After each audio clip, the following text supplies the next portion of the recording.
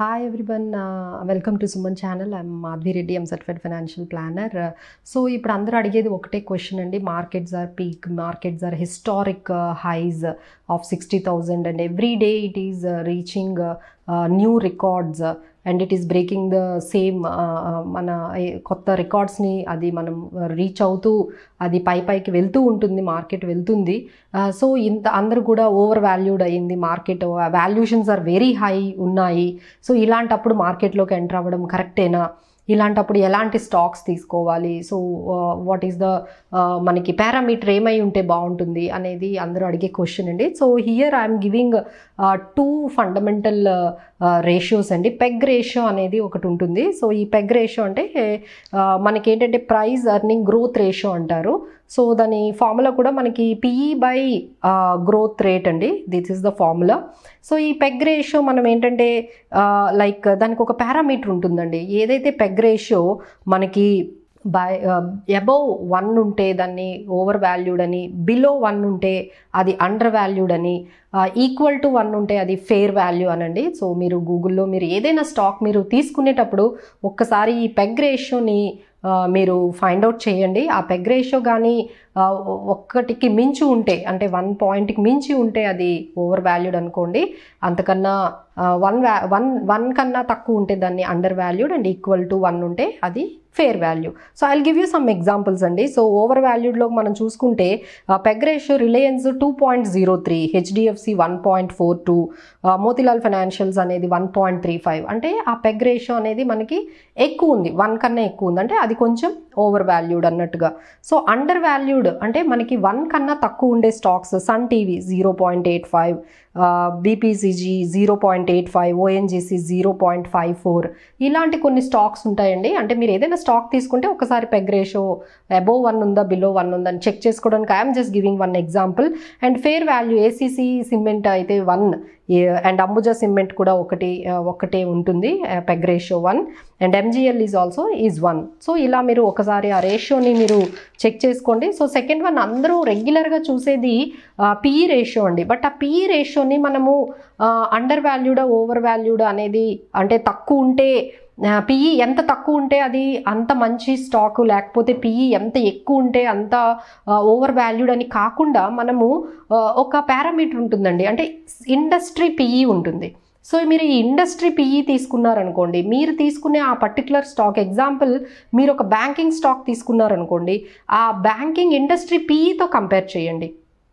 అంతేగాని just PE తక్కువ ఉంది అంటే అది మంచి వాల్యూ ఉన్న స్టాక్, ఎక్కువ ఉందంటే అది ఓవర్ వాల్యూడ్ అనేది కాదండి. మన ఇండస్ట్రీ పిఈతోని మీరు కంపేర్ చేయండి. I will give you some example. ఇప్పుడు నేను ఇక్కడ హౌసింగ్ సెక్టార్ తీసుకుంటున్నానండి. ఈ హౌసింగ్ సెక్టార్ పిఈ మనకి 25 ఉంది, ఎల్ఐసి హౌసింగ్ 10.5 ఉంది. అంటే సెక్టార్ పిఈ కన్నా మనకి ఈ పర్టికులర్ స్టాక్ చాలా తక్కువ ఉంది. అలానే మనం ఫైనాన్స్ తీసుకున్నాం అనుకోండి, బజాజ్ ఫైనాన్స్ అనే కంపెనీ తీసుకుంటే దాని సెక్టార్ పిఈ 25 ఉంది, కానీ దాని పిఈ రేషియో చూస్తే 1573. అంటే మనం సెక్టార్ పిఈ కన్నా ఎంత హై వాల్యూలో ఉందో మీకే అర్థమైపోతుంది.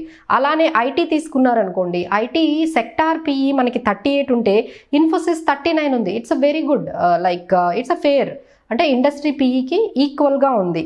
అలానే మనకి అండర్ వాల్యూడ్ అంటే మనకి టెక్ మహీంద్రా ఉందనుకోండి, సో ఐటీ ఆల్రెడీ నేను 37, 38 మనకి సెక్టార్ పిఈ ఉంటే మనకి ఇది అండర్ వాల్యూడ్గా మనకి టెక్ మహీంద్రా 34 మాత్రమే, 34 టైమ్స్ అనేది ఉంది. So these are all the things you need to observe. ఆ పిఈ రేషియో చూసుకునేటప్పుడు మీరు ఒక్కసారి సెక్టార్ పిఈని పక్కన పెట్టుకొని మీ స్టాక్ పిఈ ఎంత ఉందో చూసుకొని దానికి తగినట్టుగా మీరు ఫైండ్ అవుట్ చేసి ఏదైతే సెక్టార్ పిఈకి ఈక్వల్గా లేకపోతే కొంచెం తక్కువగా ఉంటే మీరు దాన్ని more or less sector PE around ఉన్న కంపెనీస్ని ఫైండ్ అవుట్ చేసుకుంటే బాగుంటుందండి. అలానే మన బ్యాంకింగ్ సెక్టార్ పిఈ చూసుకుంటే 24 ఉంటే హెచ్డిఎఫ్సి 24 ఉంది. So it's a very good bye. And Kotak Mahindra చూసుకుంటే మీకు 53 టైమ్స్ ఉంది. అండ్ మనకి ఫార్మా సెక్టార్ మనం చూసుకున్నట్లయితే సెక్టార్ పిఈ 30 టైమ్స్ ఉంటే మనకి ఈ కంపెనీస్ లైక్ లారెస్ ల్యాబ్స్ కానీ ఇవన్నీ కూడా 30 times ఉన్నాయి. So there are certain stocks are which are very fair valued and which are very undervalued. దాన్ని మనము ఫైండ్ అవుట్ చేసి అలాంటి స్టాక్స్లో మీరు ఇన్వెస్ట్ చేసుకుంటే బాగుంటుందండి. ఈ పెగ్ రేషియో కానీ పిఈ రేషియో కానీ ఇలా అండర్ వాల్యూడ్ స్టాక్స్ని కానీ ఫేర్ వాల్యూ ఉన్న స్టాక్స్ని కానీ మీరు పిక్ చేసుకోవడానికి ఉపయోగపడుతుంది. సో నెక్స్ట్ టైం మీరు ఏ కన్ఫ్యూజన్ లేకుండా మార్కెట్ ఎంత పైకి వెళ్తుందనే కాదండి, మనము ఆ ఇండస్ట్రీలో మంచి ఇండస్ట్రీలో ఉన్నామా లేదా, మంచి సెక్టార్ని సెలెక్ట్ చేసుకున్నామా లేదా, ఆ సెక్టార్లో బెస్ట్ స్టాక్లో అంటే ఫేర్ వాల్యూ ఉన్న స్టాక్లో మనం ఉన్నామా లేదా అనే దాని మీద మీరు కాన్సన్ట్రేట్ చేయండి. Definitely for longer period you can create very good wealth. Yeah, మనం ఇంపార్టెంట్ సెక్టార్ సెలెక్షన్ అనుకున్నాం కదండి. So here I will give my one more observation.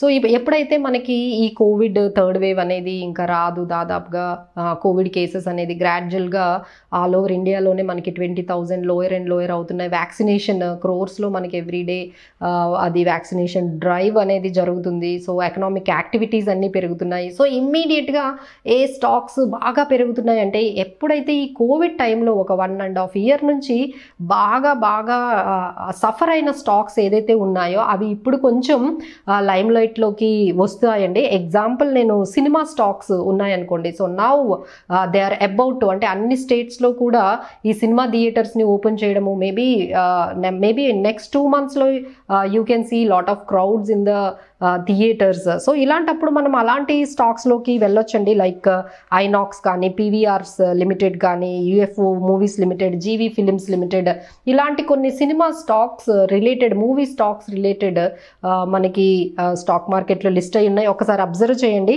Next one hotels అండి. So now every one after 1.5 year 2 months తర్వాత every one wants to go for a vacation.